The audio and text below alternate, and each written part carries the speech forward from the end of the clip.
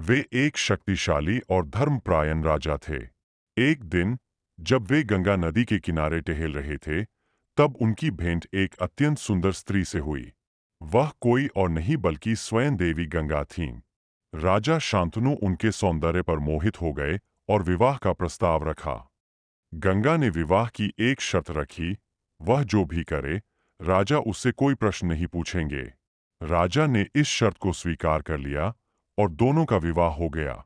समय बीतने पर गंगा ने एक एक करके अपने 7 पुत्रों को जन्म दिया, लेकिन जन्म लेते ही वे उन्हें नदी में बहा देतीं। राजा शांतनु को यह देखकर बहुत दुख होता, लेकिन वे अपनी प्रतिज्ञा के कारण कुछ नहीं कह सके। जब उनका 8वां पुत्र हुआ और गंगा उसे भी नदी में बहाने लगी, तब राजा से रहा नहीं गया।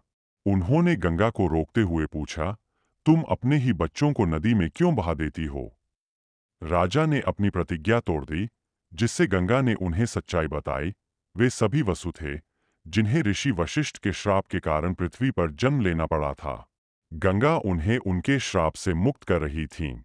लेकिन अब राजा के रोकने के कारण 8वें पुत्र को इस जीवन में रहना होगा। यही पुत्र आगे चलकर भीष्म के नाम से प्रसिद्ध हुआ।